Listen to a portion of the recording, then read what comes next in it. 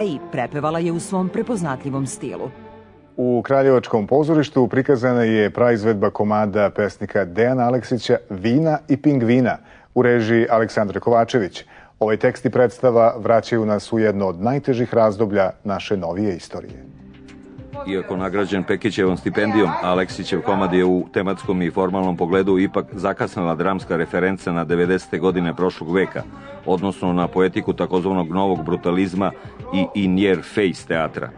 U središtu pažnje su sveopšte moralno i materijalno urušavanje društva, inflacije i ratovi, sitni šverci i organizovani kriminal, beznađe i osujećenost mlade generacije. Aleksićev dramski prosede karakterišu poetski valeri, paradoks, apsurd i mešanje različitih žanrova. Upravo je taj potencijal teksta iskoristila i donekle nadogradila rediteljka Aleksandra Kovačević. U saradnji s vrlo dobrim glumcima, od najiskusnijih do najmlađih, scenografom i kostimografom, Kovačevićeva je napravila u suštini oporu, ali i tragikomičnu predstavu, u saglasju s tadašnjim, ali i današnjim društvenim kontekstom, modernog izraza, koja lavira između scenskog realizma i blage stilizacije.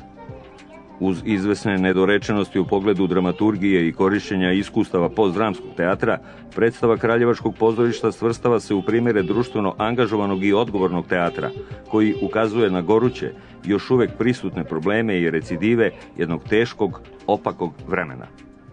Iz Kraljeva sa praizvedbe komada Vina i pingvina za Kulturni dnevnik Slobodan Savić.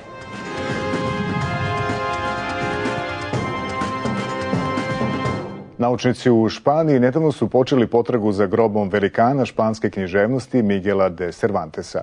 Njegov roman Don Kihot i danas je upozorenje čovečanstvu da se od stvari